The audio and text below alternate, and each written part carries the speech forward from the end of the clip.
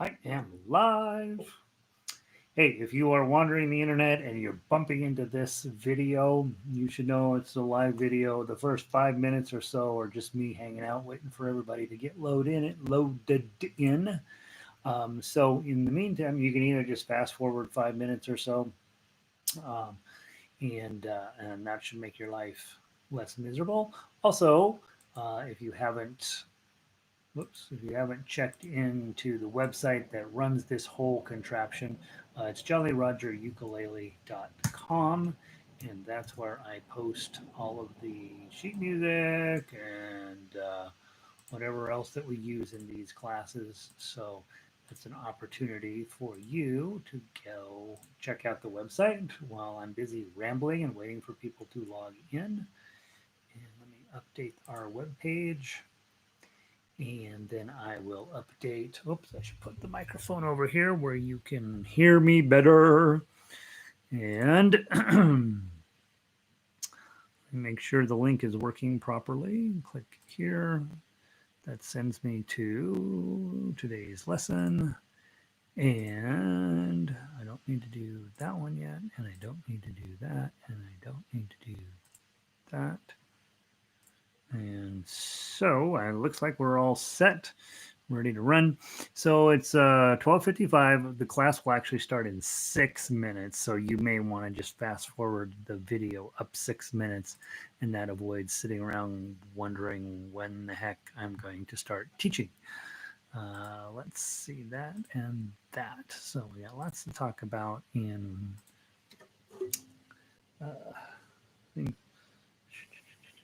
and if you are logged in and if you are listening, if you will let me know that everything sounds great, that is helpful to me.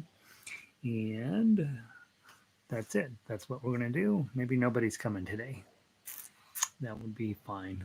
That would not be fine. That would be terrible. All right, here we got a few people rolling in. Let's see, where am I at? Got to talk about Summer Institute. We have to talk about the fact that I can't run a calendar to save my soul.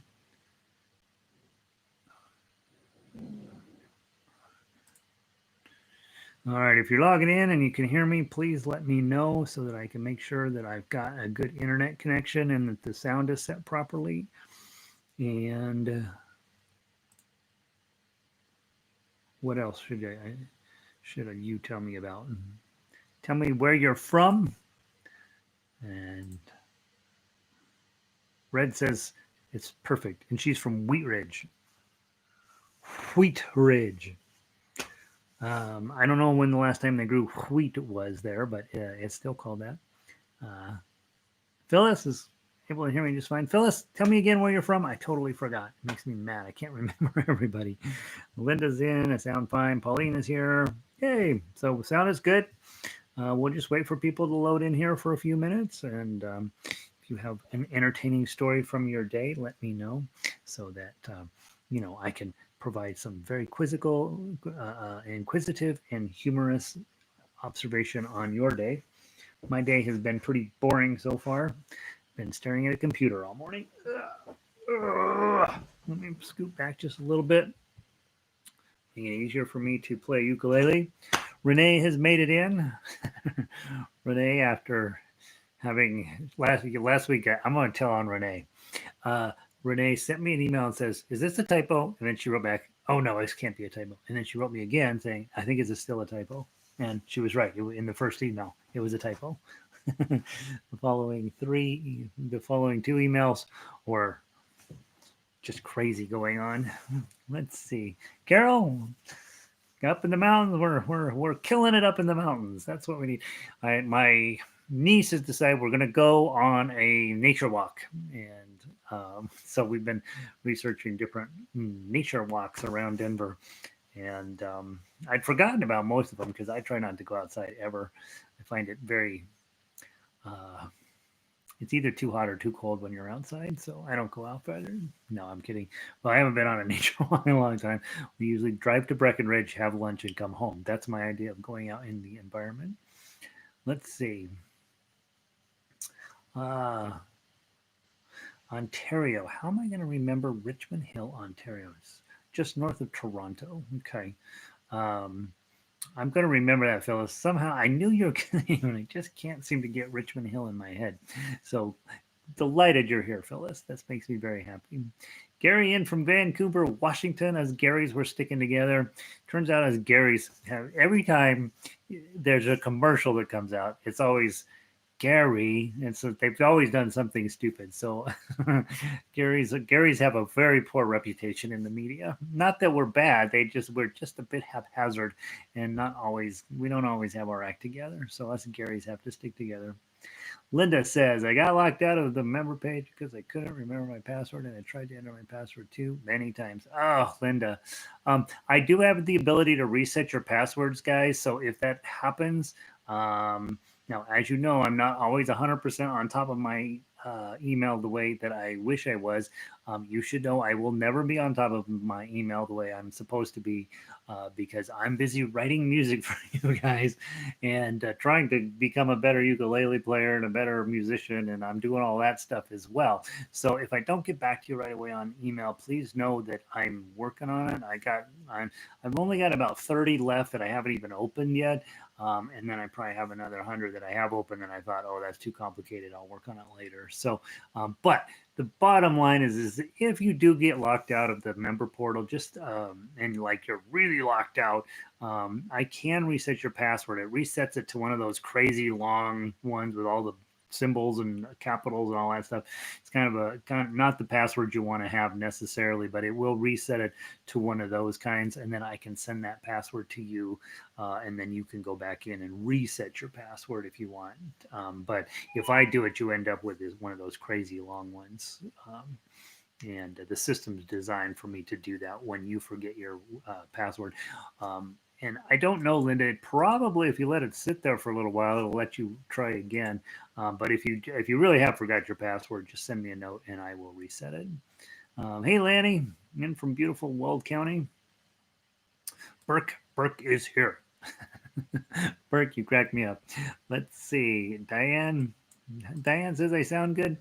I saw a photograph. Let me see if I can find it here. Mike sent it to me. Let me see if I can find it. Of Diane doing a questionable job socially distancing. Oh, here it is. Let's see if I can. All right, so let's see if I can get this where it looks good. So here's Diane. Here's the crowd. Let's see. Diane's sitting over here, and this is I think that's Joni in the background. Mike is here, and two others. Gosh darn it! What? Come on, names. Come on, head. Work. You guys know who they are. They are playing ukulele out at the park, and they all have their masks around their neck. That's not safe, you guys. Don't do that. All right. I'm glad you're here, Diane. Diane, tell me the name of the other two women. God dang it. I'm just completely blanking. Jana's in from Texas. Good to see you again, Jana. Christine in from beautiful downtown Bozeman, Montana. And Christina, listening in on your lunch break. Christina, I got your lovely, wonderful email. I did have a chance to read it. I haven't hit reply yet. I want to read it again. I like it when I get people. Sometimes people will send me an email and just say, here's how I ended up here. And I love those. It's very interesting because when you're playing ukulele, you got a lot of resources now. When I started, there were no resources. There were none. And so I used all these 1920s sheet music to learn how to play this thing. Now there's too many choices, right? And not all of them are particularly great. And so, I love to hear how you guys end up happening along here and whether it's making sense and it's meaningful. Because we do have people who walk in and they're like, I don't like him or I don't like what he's doing or whatever, and then they go away. And that's fine too. But I just think it's fascinating when you guys take time to say, hey, here's what's working for me, here's what's not, here's my background, here's what I did. So, I love reading those emails. The emails that take longer to respond to are when you say, hey, in measure 37 of this random song that you arranged 4 years ago, there's a note here that I think should be, instead of a 3, I think it should be a 7. And I'm like, all right, I'll get to that, but it's going to take a while because first I have to find it in my computer and all this stuff. So no, some emails are easier to answer than others. Let's see. Who else is logged in here? Cindy's in. Hey, Cindy, welcome in. Glad you're here. Brandon's in again. Time to you. Jacqueline, good to see you this morning. Terry's here. Terry's all the way from Denver, Colorado. I can probably see his house from here. Elizabeth is in from another Weld Countyite. And then Annette and Kathy. God damn. And I'm staring at her going, ugh, Annette and Kathy. Of course. Annette and Kathy. We were at Clement Park. Took the mask down temporarily. Yeah, I know. I just like it is so cute in my apartment building. People are getting really riled up over masks. It seems to be this social dividing line. And what's fascinating is that the people who are not wearing masks are either millennials or people who really, really should know better. Like, we got a couple guys that are pretty elderly in the building who are not in great health, and I see them wandering the building all the time with no mask on, and I think they're at the point where they're like, screw it. Well, if I die, I die. But yeah, it's been fascinating, kind of funny to watch too. The people who are all up in arms about and who's not wearing masks, which tends to be people in their 50s who seem to be the most outraged. Like people should know better. Oh, we'll be mass shaming next. Let's see. Laurel's in. Hey, Laurel, Sandy, in from the Oop up here. Louise has made it in. Chris is here today. Chris, thanks for your nice email earlier today. It is a courtesy to others.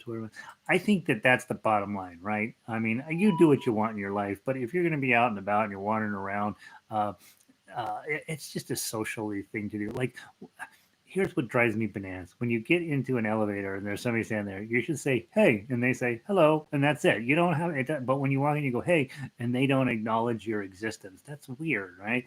And I think there are some social niceties that we have all agreed on. When somebody says, how you doing? You're not supposed to tell them how you doing. You're supposed to say, great, how are you? And they say, great, and that's it. That's the whole thing. I mean, nobody's having any expectations that they're not really asking you how you're doing. It's just a social nicety. And I think masks are in that same category there. Here without a mask, you got Bruce, you're allowed to not have a mask at these broadcasts, right? Bruce is here in Denver right now. I got to send him an email back. He wants to get together. Let's see. Lynn, I finally made it. Ugh, I hate technology. Don't. Lynn, my niece is a young person. She's just 20. We call her 19 because we don't want her to turn 21. And she kind of hates technology too, just a little bit, like just a little bit hates it, And so anything, as long as it's going fine, everything's great. When it doesn't go fine, right. Plus, I think a lot of us have a little bit older computers, a little slower internet than we really want to have, a little bit not great at camera, and not that great at microphone, whatever, because these stupid computers are foolishly priced these days, and so none of us necessarily have the right technology, and so we fight it a little bit. Let's see. Can't wait to see your hair tomorrow.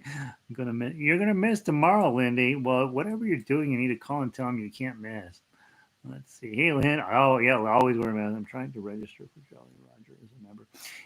Yeah. Those of you guys, I do appreciate you registering. I know it's not necessarily just, it should be. For most of you, you're going in and you're clicking register and PayPal's popping up and you're registering in PayPal and everything goes great for most of you. Now, we've had 4 or 5 of you that have really, really struggled. I do appreciate the fact that you guys are fighting the good fight and doing everything you can to support the programming and support me and support everything else we're doing. I do appreciate it, and I really am very pleased that you're fighting your way through it. And if it gets to be kind of crazy, let me know. It is sort of one of those situations where it seems that the times that we've struggled is when PayPal doesn't necessarily work very cleanly with you personally. And so the system on the websites, on the Jolly Roger website, seems to be working pretty consistently. But it's where the problems mostly have been is when PayPal, like you have an old PayPal account and you don't have everything updated or stuff like that. And so, and sometimes it just, if your internet's running slow and PayPal doesn't quite work the way you think it's going to work, you can end up in a problem. So Lynn says, I need help. Count me into those people who need some help. So Lynn, toss me an email. We'll figure it out. All right. Yeah, here's my little story, okay, and then we're gonna play some music. Uh, I have one friend. I love her to death. A lot of people in our chat room know who she is. Her name is Kari.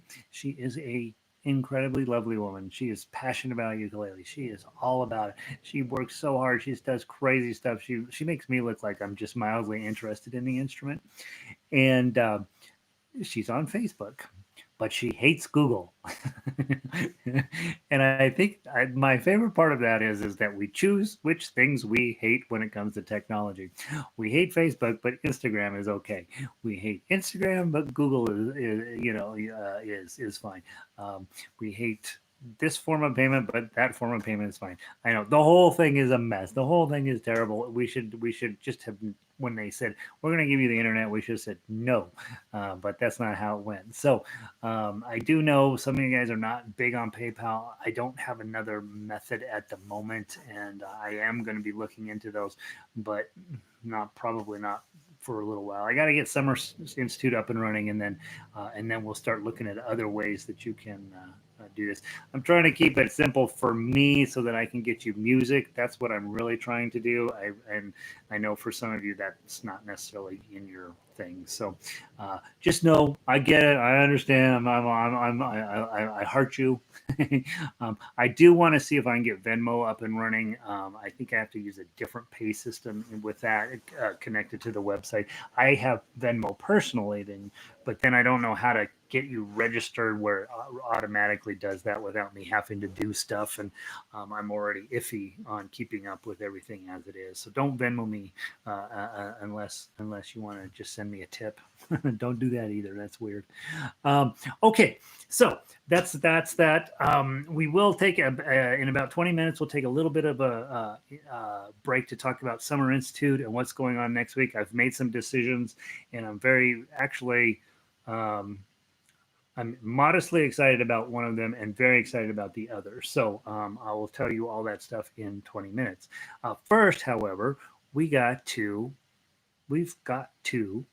play Scarborough Fair. And so let's get that out. Scarborough Fair. Now, as we talked about yesterday, the last two songs in the Introduction to Ukulele program are not really introduction to ukulele songs. They are stretch pieces. And when I teach the course here locally, we do those first 20 or so songs. I mean, I pretty much do them every single time. There's very few times when I skip any of that, because each of those pieces in there has a learning idea that you need to know to survive as a ukulele player. And so each of those pieces is important to the introduction program. The last two pieces, Aloha Oi and Scarborough Fair, are there because they're beautiful songs. I really, really like them. But they are absolutely stretch pieces. They're harder than they should be for an introduction class.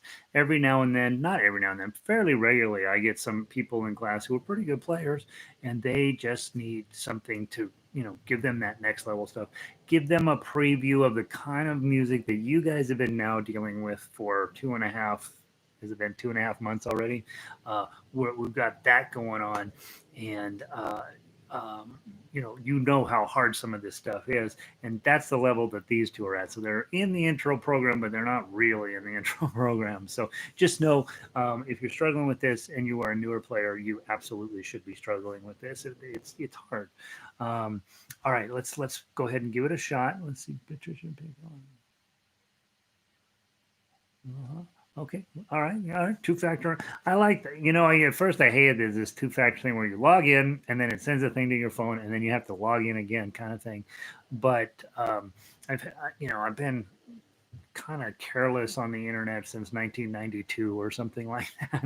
And there has been a number of times when weird stuff has happened, and this kind of solves that problem. So I didn't know PayPal had two-factor authorization, but that's something to look into.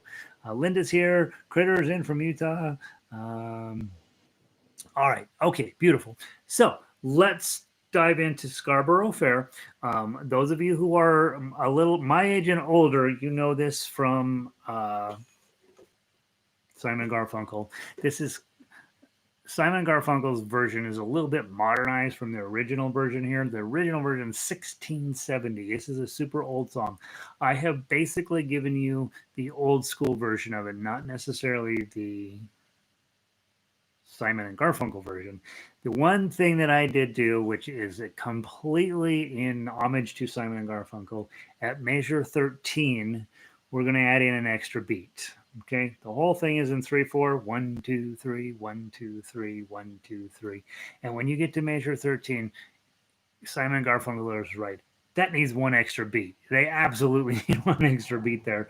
There, beat, beat. She once was. So we're going to add in one beat right there, and that way it'll just sound. It'll work out fine. Okay, let's go through. I want to do chords second because they're not exactly everyday chords, but these chords are going to play an important role in another song you're going to work on today. Okay, so let's play the melody first. Do know you've got some threes, you've got some fives, you've got some sevens, and doggone it, you're going to go all the way up to 10. So make sure you know where your 10 is. And with that, said, a lot of you guys will end up either you're either locked in your basement, you're never going to talk to anybody ever again, or you might end up teaching somebody else how to play. And what's fascinating to me about ukulele is they almost all have dots on 5, 7, 10, and 12, almost all of them. And if they don't have dots on the front, a lot of times they'll have dots on the side of the board here. But the nice part about ukulele is they put this dot on 10. And if you are playing guitar, they always put the dot on 9 because it looks pretty. But from a music theory perspective, it should be on 10. So ukulele players, we get the smart dot instead of the pretty dot. And so this is an exciting thing. Having said that, I do have my very first real ukulele was a Bushman. And by the way, the Bushman has an F as their Better Business Bureau rating. Kind of an interesting character who runs that thing. But the ukulele was awesome until, I broke it several times. But as a musician, before ukulele was a real thing again in the 2000s, that one has a dot on 9, and it always makes me laugh because that dot is in the wrong spot for ukulele. But it makes sense that somebody who wasn't 100% plugged into the ukulele community didn't know that and put the dot on 9. All right, so now let's play through the melody. Just know you're going to hit that 10. We're going to go nice and slow. At this point in your life, you're thinking, all right, I got to be smart about this. I don't want my pinky grabbing all these notes. I want to get myself in a position where I can use my other fingers to get some notes. So let's give it a try. I'm going to start with my index on 3. It seems to make the most sense to me. 1, 2, 3.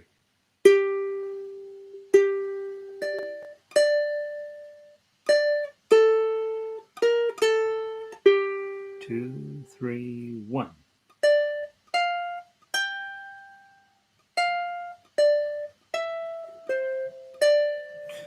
3, 1, 2.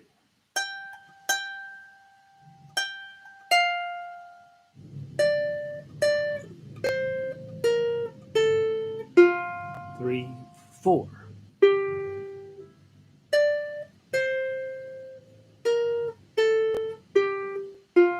1, 2, 3, go to the top.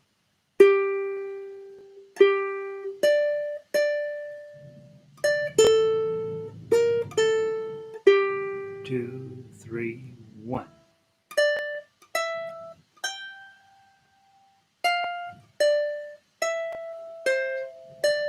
2, 3, 1, 2.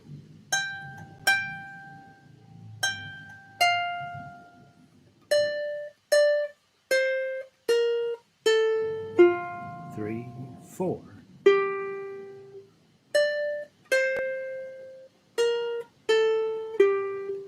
2nd ending. 2, 3, 1, 2, 3. And that's it. Now Diane is here, and Diane knows Mike, and Mike's job in my guitar orchestra is his job is to hit that last note. Right? That's what he does on all the songs. That's his official function. Um, all right, so there's the melody. Now let's go through. That makes sense, right? The whole song makes sense. Like I say, we've added in an extra beat in measure 13, which would not have been in the 1670 original, but it just makes a lot of sense to let that note. It's almost like we're just putting a fermato over that note, but we're going to give it a full extra beat there in measure 13.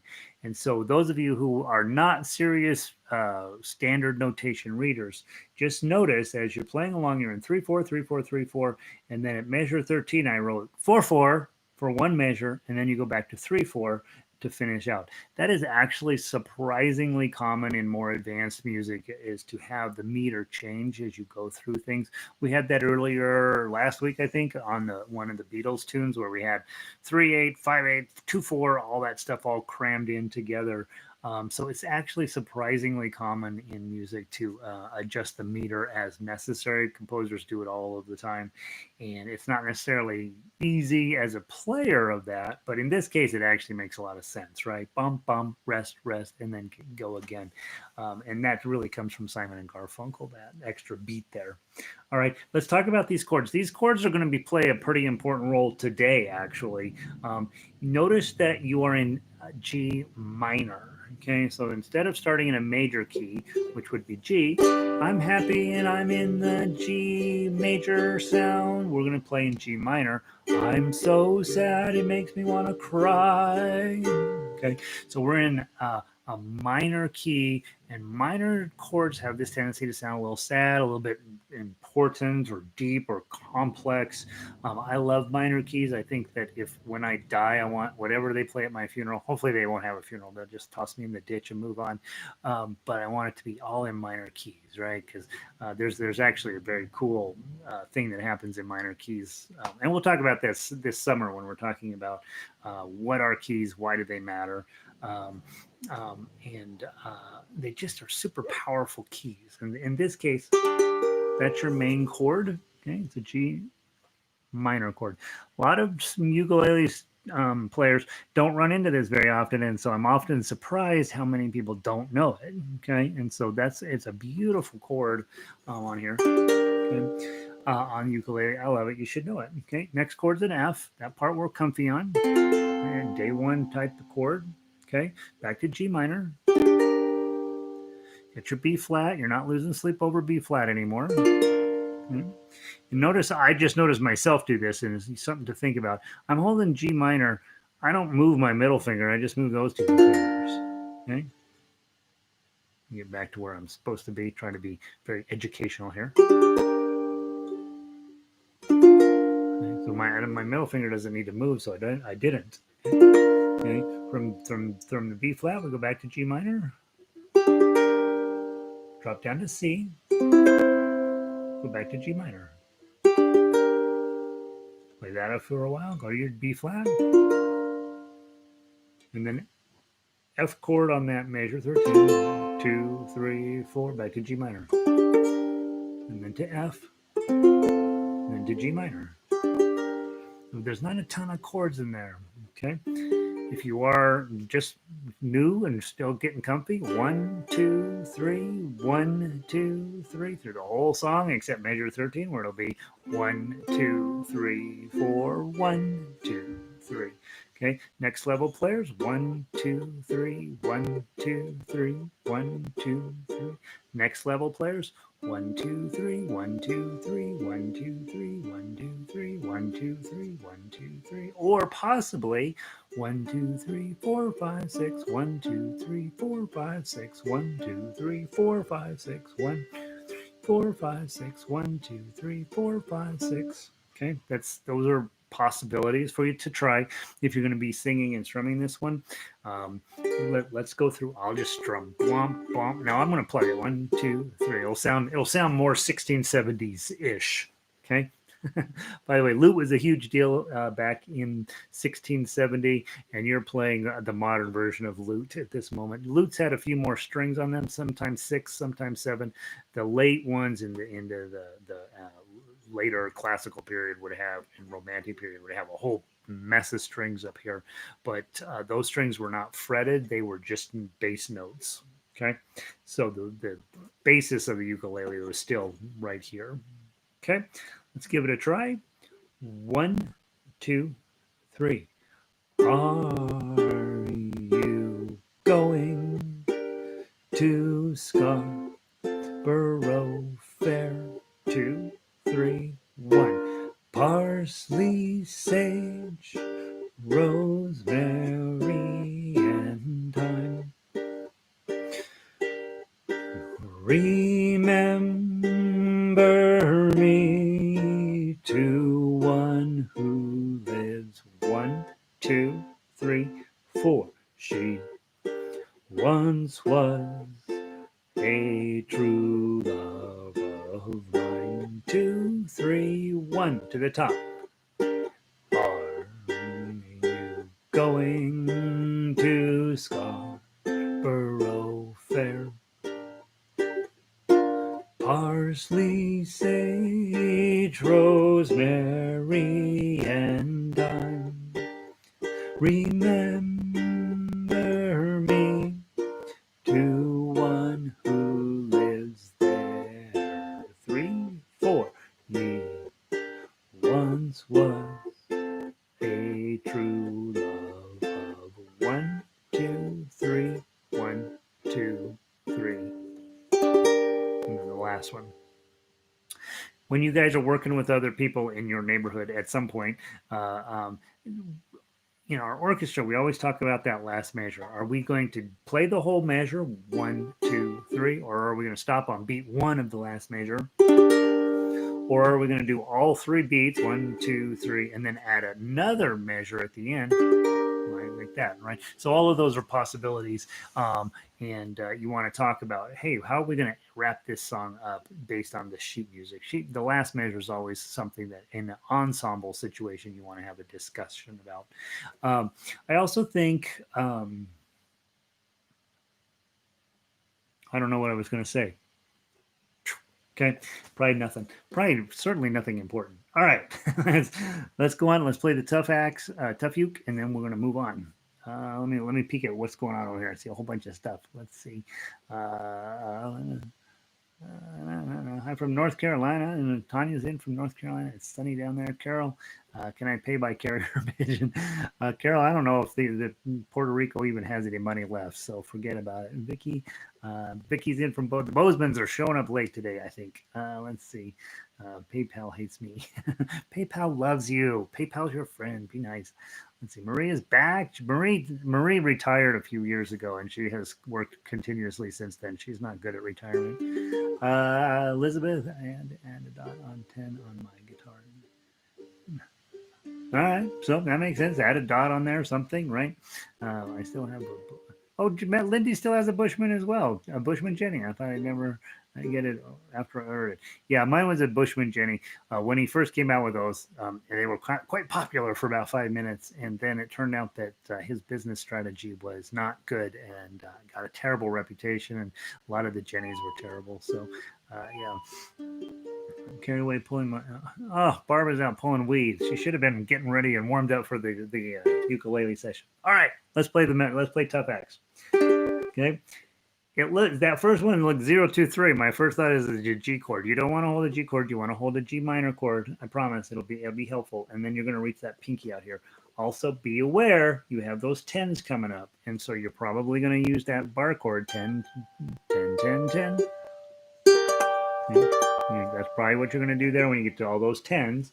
And then at measure, everything else is makes pretty much sense. The one that's not going to make sense when you get to measure 11, you've got that B flat up here on 5, bar on 5, F shape in front, and then you're going to have to add your pinky on at 8 to get that thing at measure 11. Okay, so it's bar on 5, F shape in front, pinky on 8. That's the way you're going to pull off measure 11. Okay, it's beautiful. Okay, then you're going to lose your pinky, and then you're going to strum it again, and then you can do 3-1 like it's written. I have written under there 8-6 on this next one on the second string, so I'm going to probably do 8-6. Okay, so I'm probably going to just use my pinky on 8 and then 6, but you can absolutely do what's written is just lose the chord and play 3, 1. They're the same notes, just a little bit different skill set to pull them off. That's the tough stuff. Okay, we'll play through the whole song twice. We're going to go pretty slow, give you a chance to hopefully get some stuff right. And then the stuff you don't get right, you go back in later today and work on it. Here's another song. It's been around since 1670. It's going to still be around when you're dead. So it's a good song to just work on, you're not wasting any time on it. From the top, 1, 2, 3.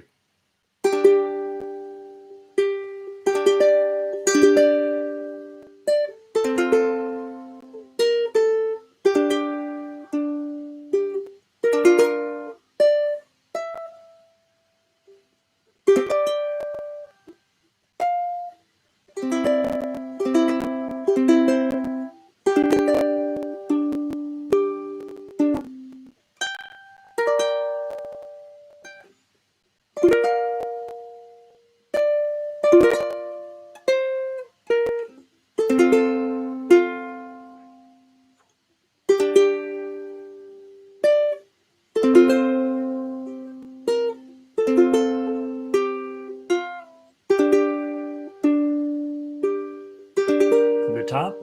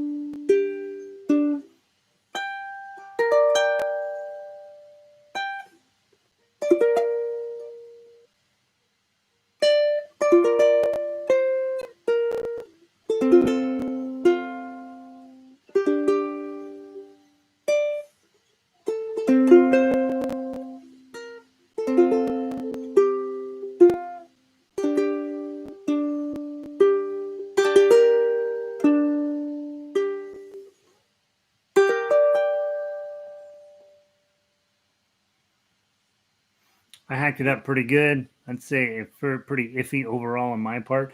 I want to be better tomorrow. Going to be better tomorrow. Um, it's a really pretty song, I think. I think the arrangement is actually works pretty well. It's challenging, a little bit harder than you want it to be, but it is a song that it moves all over the it's a big song. You got to go way up high and way down low and all this stuff, and you're in a minor key, which isn't as comfortable as some of the major keys we get used to playing in. So that's a great one to really stretch your skill set just a little bit and see if it's making sense for you.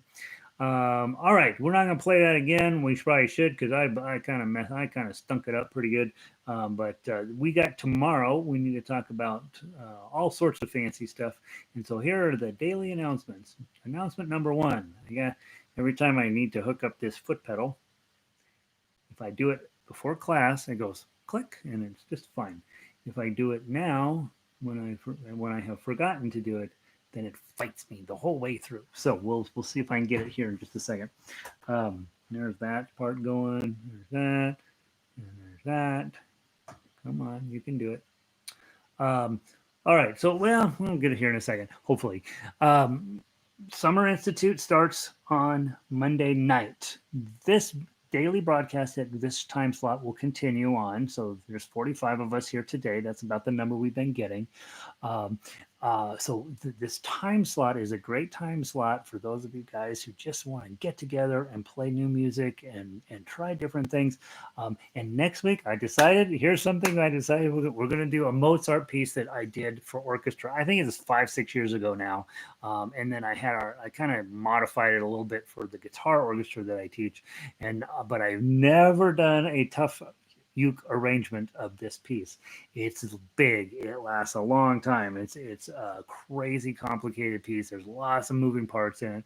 We're going to do it in 4 or 5 sections. So each day we'll do a different part of it. Okay. And I may, if depending on how much time I have this weekend to write it out, the tough line for it, I may have to give it to you in sections, but I may give it to you the whole thing. I will tell you that it's Mozart. It's lovely. You will recognize the tune. But I got a few other things in there to spice it up. So it's not exclusively Mozart. There's some stuff that those of you who are at least my age will know right off the bat, and you'll be like, "That's not Mozart," and but you will appreciate the fact that it sounds kind of like Mozart when you put it on a ukulele. So we're going to do that next week. I think you guys have been great about giving me lots and lots of new ideas about people you want to do and things you want to do, and we will get to all of them. Right? I just have to figure out which things I can get you at which times over the next few months. And so I'm very excited about very excited about creating a tough uke arrangement of this fairly substantial piece of music, and I think it'll be similar to when we did For Elise. Remember back a couple months back when we did For Elise, and was it For Elise? No, it wasn't For Elise. It was the Bach piece, the G major, G minor thing. It took us all week to get to the end, and then when we got to the end, we ran all 4 parts together, and it worked out, I thought, pretty well. And so that's what we're going to do with this piece, is just one song next week, but we'll break it up, and it's actually going to end up being technically 4 songs in there. And so it should be an evolving, fun thing to do on, even though it's Mozart. I'm not a huge Mozart fan, you might have gathered.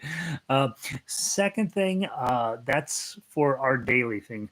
For the evening Monday night thing, what we do in Summer Institute is we dig into the stuff that you'll never dig into with anybody else, probably. We're going to talk about circle of fifths. We're going to talk about arpeggios. We're going to talk about bar chords till you want to throw up. We're going to talk about songwriting. We're going to talk about music theory. We're going to talk about what the heck a key is and why in the world would I even care what that is. We're going to talk about transposing. We're going to talk about taking those crummy pages that you got in the beginning with the chords on the top and the words down this way. We're going to take those and we're going to turn those into real songs with real ukulele instrumental activities, so that you walk out of the summer more than, how when you go to some of you have been to ukulele festivals, and they're great, they're super fun, and you get this paper and you're all excited and you're going to go do this thing, and then you get home from the ukulele festival and you put that paper on the shelf, and then 5 years later that paper is still sitting there and you haven't done anything with it. Well, this summer we'll go through all of that, and we will figure out, we'll be just hitting it over and over and over until some of it starts to sink in as a musical thing for you. So that's going to be that's going to be Monday nights, 7 p.m. Mountain Daylight Time, and I put a little chart over on the website as to what I think that time means to you if you're not in the Mountain Time Zone. So we'll have the 1 o'clock one and the 7 o'clock one on Monday nights. So for some of you that's 6, some of you it's 9. For Nick, I think it's 2 in the morning, right? So it's and that one, actually, the late one, you can actually see that broadcast in Sydney at a rational hour. I think it's 11 in the afternoon in Sydney. So if you will, I put a little flyer up on the website on the main page that we go to for everything. And if you want to just print that out and send it to people, I will send you an email to remind you to do that. But let everybody you know that owns a ukulele, let them know this is going on and that it's as free as they want it to be. If they don't want to pay a nickel, they don't have to. If they want to come in 6 years now, well, I charge $10 a time, but it's too complicated to figure out how to collect money from you and keep it all secret and all that stuff. So we're just going to leave it open, let people come and do what they can. Hopefully they'll figure out that this is a great place to be and that what your support us is. So that's also a thing that I got going on. I got some Zoom classes through the city here, and I don't know if anybody can log into those or not, but there'll be the introduction to ukulele. We're going to do a cowboy ukulele, and then we're going to do a 1-week blitz for teenagers later in the summer. And so I don't know what the rules are about whether you can sign up for those if you don't live in Colorado or not. But if you are a Zoom fan and you want to, and it gives me a chance to look at what you're doing, and we can have a more meaningful dialogue then those classes are going to be available too. And all that information is available on the flyer on the website. So all that stuff, I will also email you with all of this stuff. So make sure if you haven't put your email address into the little widget over there, it says join the email list. Put your email address in there. You can always unsubscribe when you decide that you want to take up belly dancing or whatever. We actually had one person do that. I'm quitting orchestra because I'm going to take belly dancing. And I'm like, all right, we'll see you in a couple years. Maybe not. Who knows? I'm kind of sarcastic about that stuff. But you can always unsubscribe if you decide you want to do something different. Okay, so I think that's the announcements. Let me just double check. First night, a couple of other things. First night of Summer Institute, we're going to dig into arpeggio picking, why I think it's the most important thing you can do as a ukulele player, one of the most important things. And I've asked you to read pages 1 and pages 62 of the Jumping Flea Arpeggiator. It will take you about a minute and a half, but what I do know is that nobody reads page 1 or page 62, and it would actually help everybody out if they did. Second thing is I am getting a haircut in the morning. As you can tell, things are getting a little shocking. And so tomorrow I should look like Kim Kardashian, right? Hopefully. I don't know. She looks okay, I think, still. I don't know. I don't know any of those people, but supposedly they're famous and pretty. So I will look famous and pretty tomorrow, and we'll be ready to go. Let's play. What are we playing? What am I trying to get to? I'm trying to get to Moonshadow. Let's go to Moonshadow now. Okay. L Moonshadow. For those of you who are younger than me, this is by a guy named Cat Stevens, who has disappeared off the music scene for 25 years, and then he came back as Yusef. And he's a great musician. He writes a lot of very short songs. They were absolutely dead on perfect for 1970. And then I don't know how well they're going to weather the storms of time. But this is one of those that was super famous of his. Those of you who are my age or older know this song. And the one thing you know about Cat Stevens is he sort of has this weird rhythmic way about him where he does a ton of ties over measures. And so when I originally wrote this out, I wrote out exactly what he does. And I realized the whole entire thing was just a mess of ties over measures, very complicated and very hard to play. And so I cleaned all that up. So it's not exactly the way you're remembering the rhythm from Moonshadow. Here's what's nice about you being in charge of your ukulele. If you are younger and you don't know Cat Stevens, you can play exactly what's on the paper here. You're going to have a nice piece of music. If you are older and you're like, I got to get it closer to what Cat Stevens does, hold some of the notes a little extra long, right? Don't worry about the timing. That's not something he would have worried about. It's not something you need to worry about. Just make it into his song in your head and do what he does. So you don't have to be. Find your way to play the song. How about that? Let's see. Who else do I want to talk to? Somebody else logged in here. Lindy, Fran, have you thought about putting a tip jar on PayPal? I have a tip jar on our orchestra website, and every time I get it, I don't. It's complicated. So I might. That's a great idea, Fran. Let me give it some thought. Louise actually got to see Cat Stevens live. That's exciting. I went years ago to a thing in Washington, D.C., and it was when Cat Stevens was making his comeback, and they had him at this rally, and he played Peace Train, and Ozzy Osbourne played Crazy Train, and they played it at the same time. So it was fun. Let's see. Let's run through the chords. Make sure we know what they are. G chord, okay, index, middle, ring, okay. Measure 2, got a D7, that's that guy right there, index and middle. Measure 3, got our favorite chord, C chord, okay. Measure 12, we have A minor, dun, dun, dun, dun, dun, dun, okay. And that may be every chord in here. Let me see if the pedal's going to cooperate. Oh, no, we got a B minor. So measure 16. Bar chord on 2. Ring finger on 4. That's a B minor. Okay. And then right next to that, real fast, and you're probably not, when we play it, you might even just skip that chord. It's going to come by with one beat. And then the next chord is your E minor. That's my nemesis. Okay, every time, to this day, when I see it, I'm like, oh God, you're probably gonna blow it. Um, and I'm 99% sure that's going to be it. That's not true. I'm totally lying. I forgot about the bridge. Measure 31, A7. Measure 32, D chord. Luckily, the B part is just all the same thing over and over. And then the ending wraps up with the same thing as the beginning. Okay.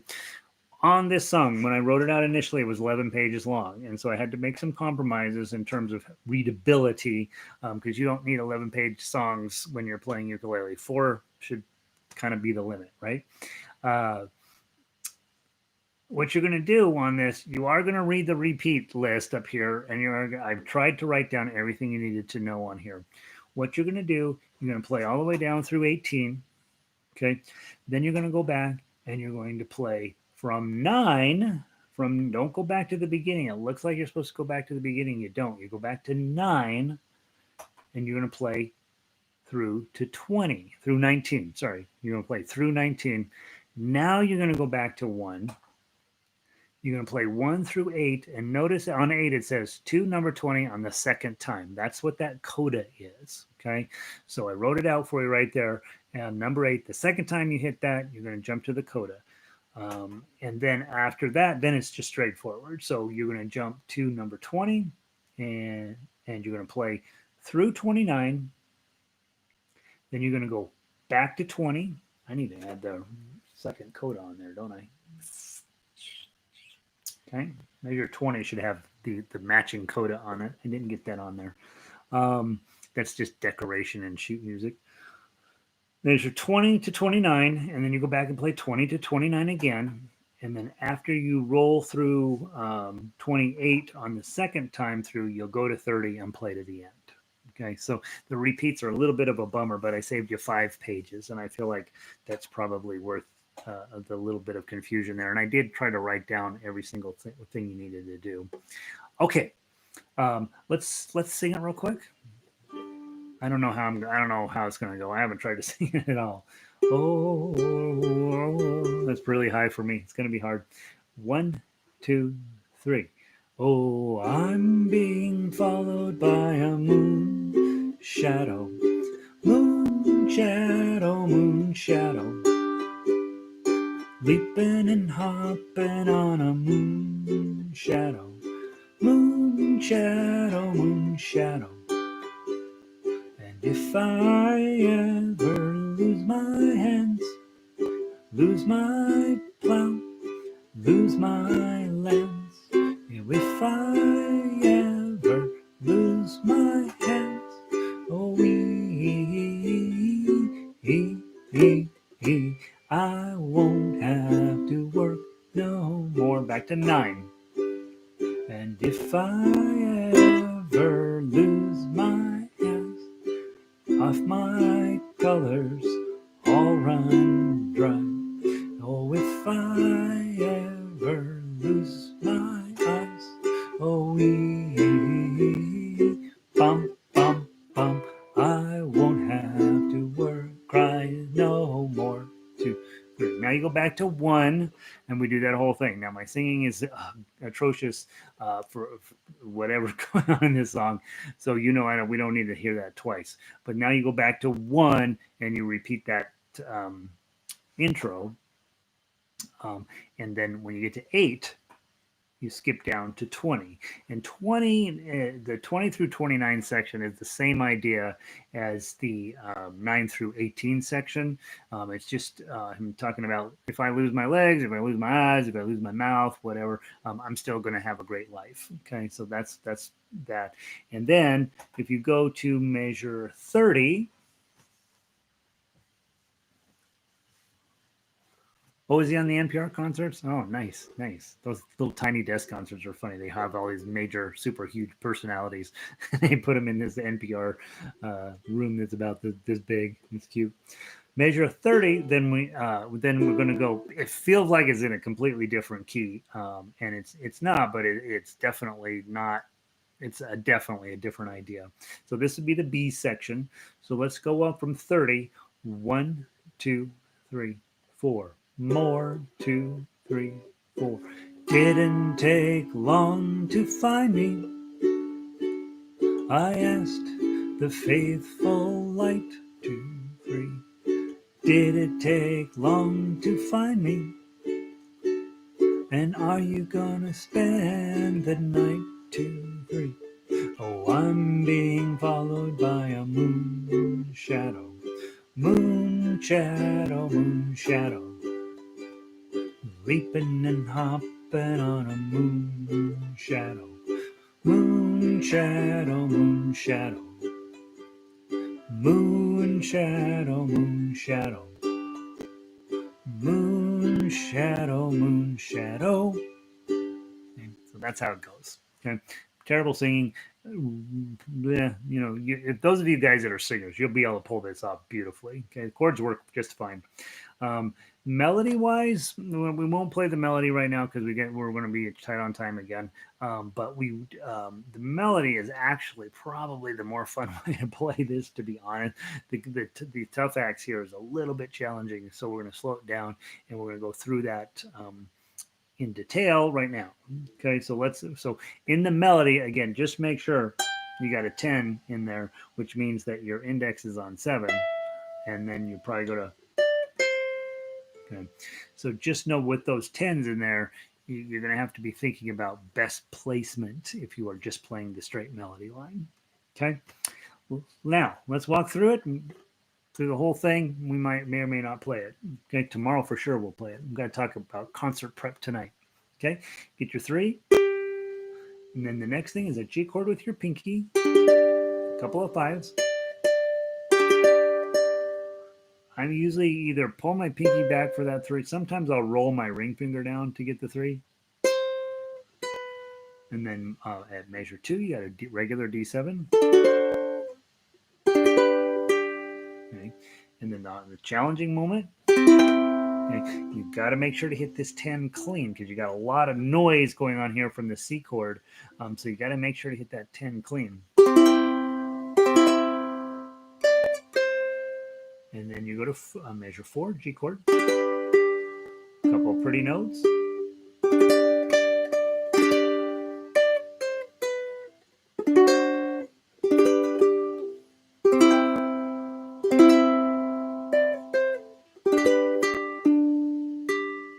Okay, I'm hitting those too fast. Those are really quarter notes. Okay, so that 2 and the 3, they're just in there for decoration. Well, sort of, and don't hit them too fast. I hit them too fast. And then now we go into measure 9. This is the kind of the main part of the song.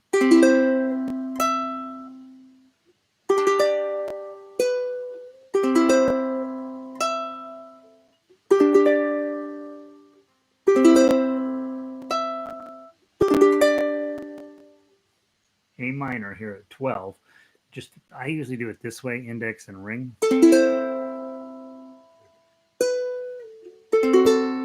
Hit the 2.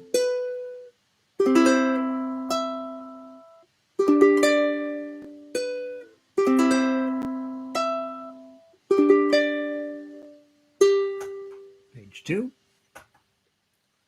I'm getting that A minor. D7. Pinky on 5. G chord. Open. This is a partial E minor, so just get 2, 3, 4 on and do that partial E minor. And then roll down to get the 3. And then go grab your A minor. A nice D chord in the middle of 17. And then 2 O. And then a G chord. 2 2s. Then you go back to 9, repeat that whole idea. Then when you come back, you don't play 9, you do play 9. You don't play 18, you do play 19. Go back to 1, play that opening section, and then at 8, skip over here to 20. Let's just play 20 through. It's the same exact thing as 9 through 18. So let's play from here, measure 20. 1, 2, 3, 4.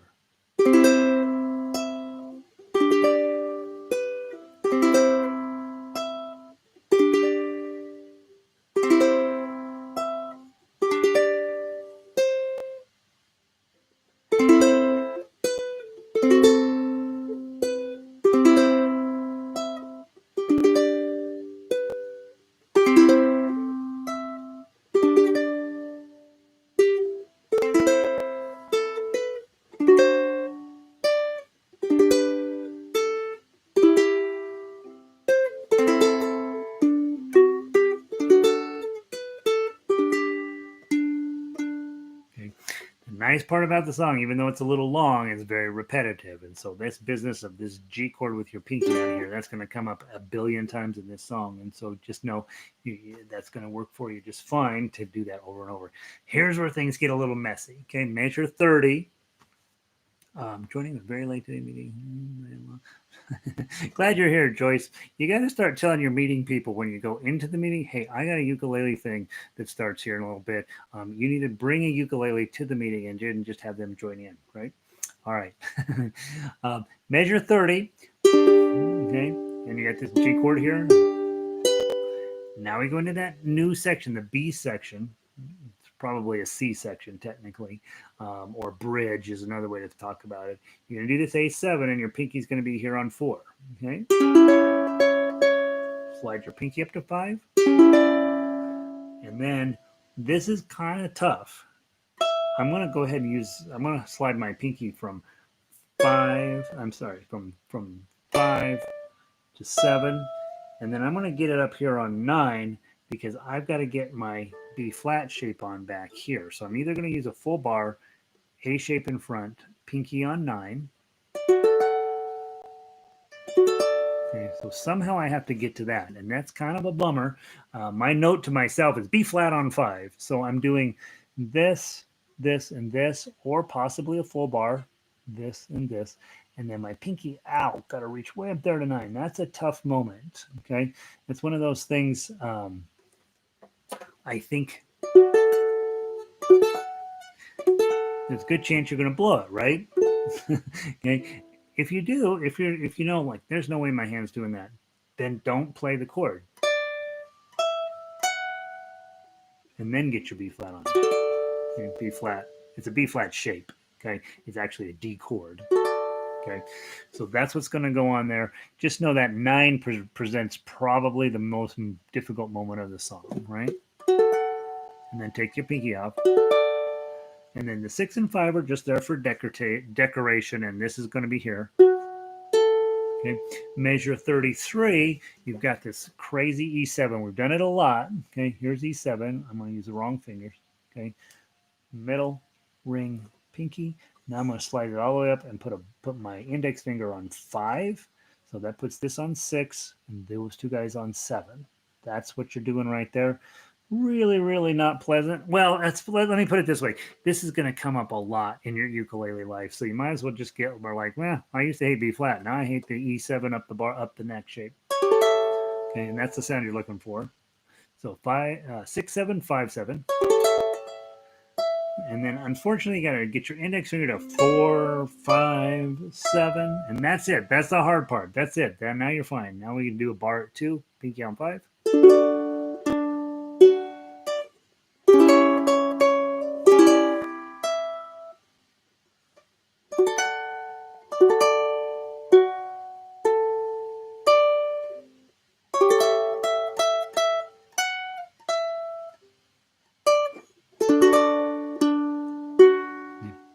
That's going to take a little work. Just spend a little bit of time on it tomorrow before the concert. Make sure that you got some idea of how you want to handle that section. I will try to play the whole thing as it's written. I will probably fail. Okay. Then we're going to hit the 3 at the end of 38. And the nice part is we write out the whole thing. It's just like the beginning. So here we go from 39. 1, 2, 3, 4.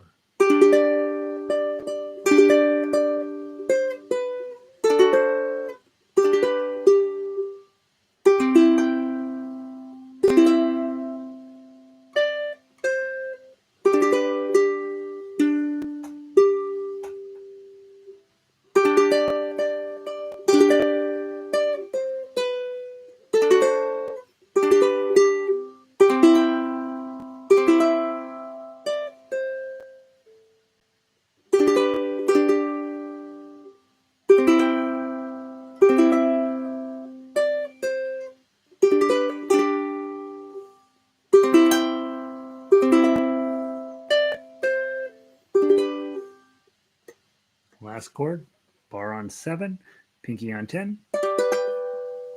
Okay, nice little cute little ending on there. Maybe not exactly the way Cat would have done it, but pretty ukulele like, right? All right, so we won't play the whole thing now because I gotta cram in by the light of the silvery moon. But that's a song that's gonna sound really nice when you're all done with it. Okay, tomorrow we will see how far we can get with it. All right, last song of the day by the light of the silvery moon. It's short. I think that's the fun part about it. I read the whole song. It's not a song that I knew particularly well. I knew the chorus, and it turns out the chorus is everything you need to have on this one. It's not the main verses are not that awesome. Now, here's something that I want you to know that I did on purpose. I when I set these into the keys that I like them to be in keys that we run into in the real ukulele world, right?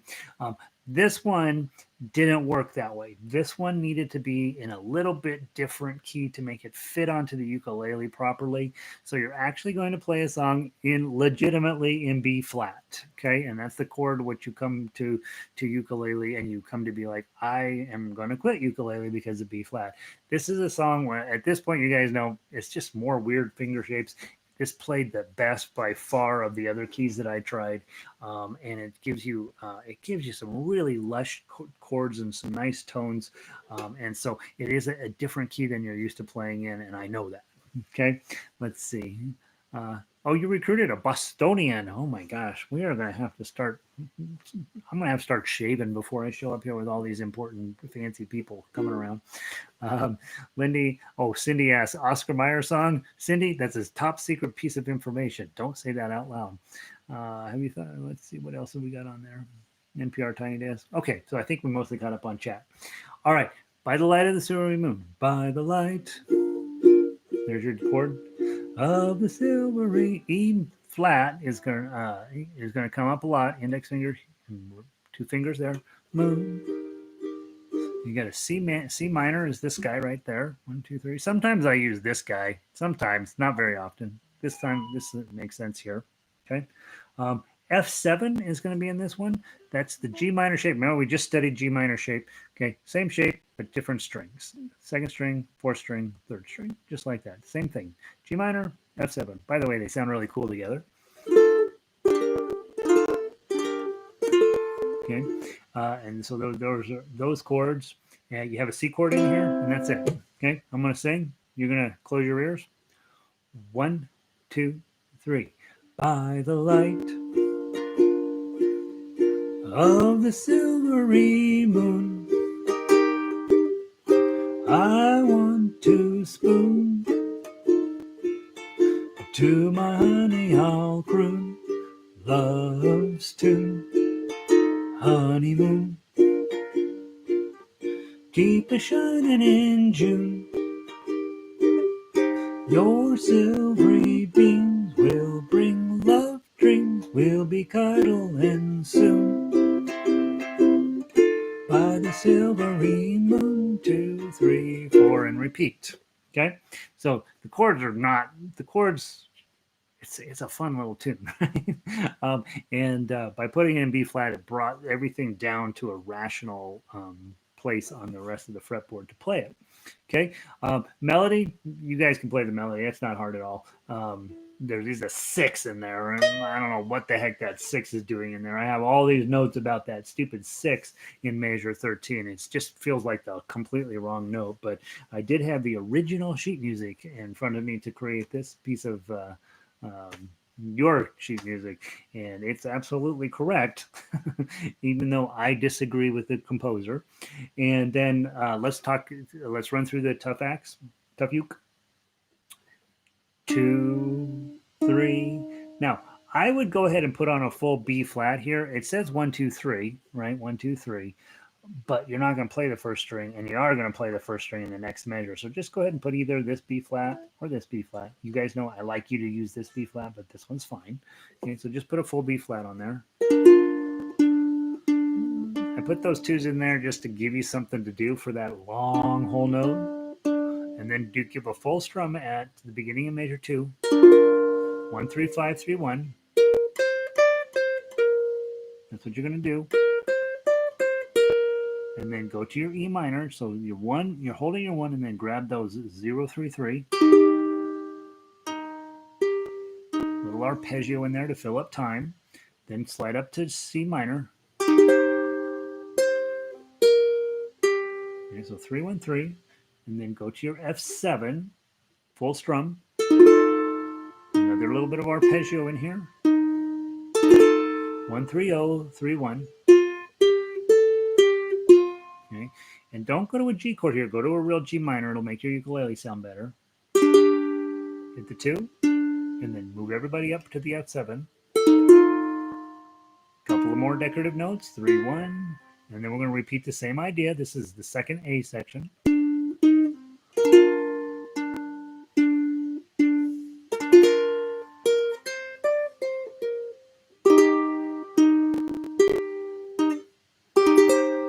3, 5, 6. Here's the hard part.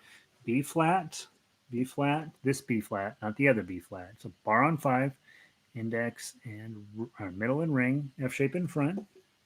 Okay. I would use your pinky. I'm sorry, you're already holding down the 6, so hit that 6 with your middle finger's holding down. Add your pinky on 8. Slide your middle finger down to get the other 6, this high 6, the 6 that I hate. Okay, and then get rid of that, and then go back to your regular B flat at the beginning of measure 14. And then you're already holding down that 6. Add your pinky again.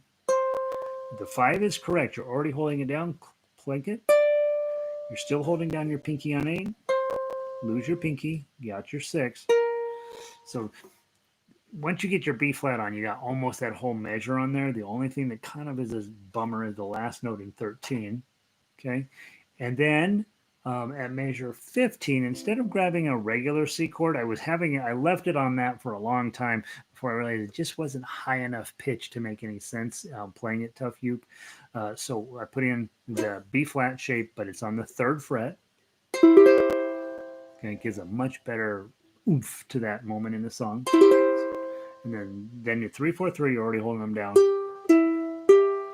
And then go to your F7. And then 1, 3, 5, 3, 1, 1, 3, 5, 1, 3. And so it's a little bit different pattern than the other A section. And then grab your B flat. 2, 1, 2. F7 is your turnaround. Let it ring. And then let's play the song. So we'll play it twice through, just like it's written. Remember, when you come through the second time, 17 and 18 are your first repeat. When you come through the second time, don't play 17 and 18. Let's play just 19 and 20. This is our grand finale for the day. 1, 2, 3.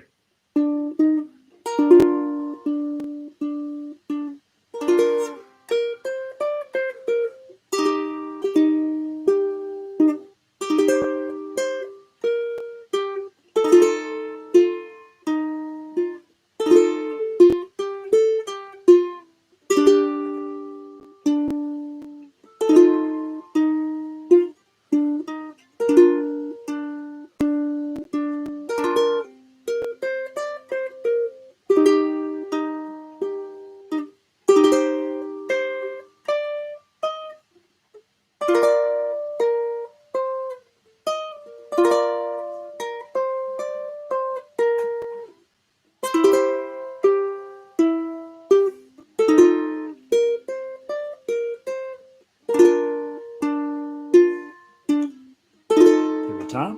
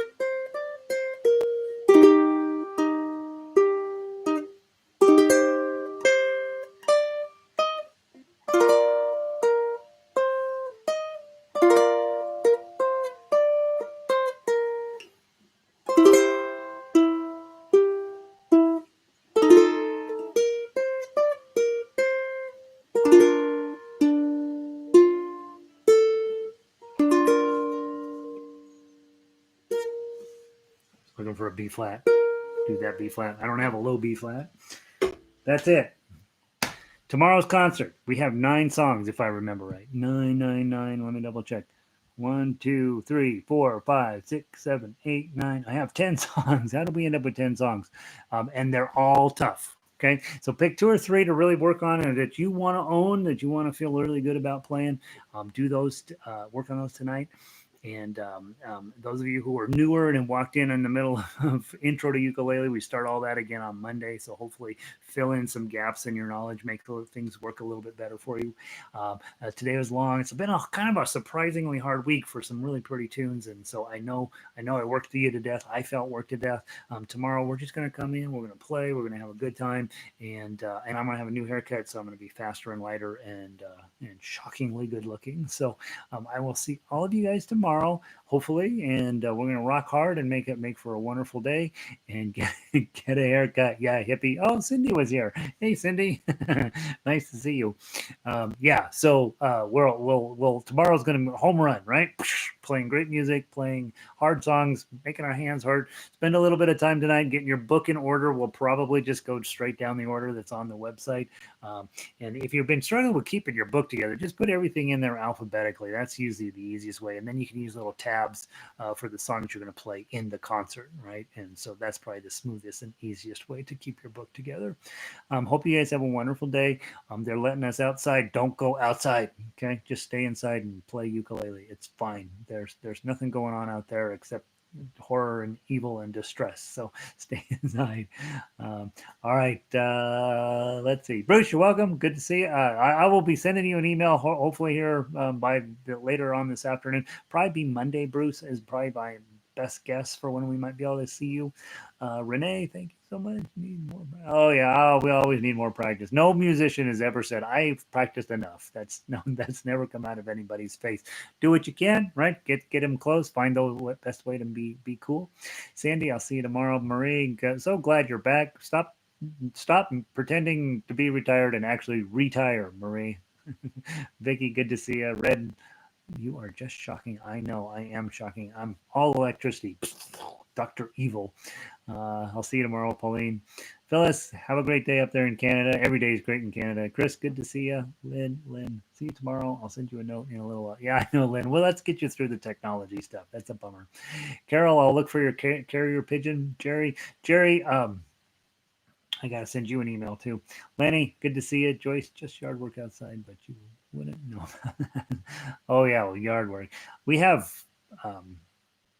what do they call them? Petunias. We put them in little boxes on the railing. That's and then Donna plants some basil. That's our gardening. That's even more than I want to do. Carol, good to see you. Have a great day. Barbara, thanks for being here. Louise, good to see you as always. Jana, thank you, Gary. Louise, practice help. Everything every day seems like Tuesday, right? Every day is a Tuesday.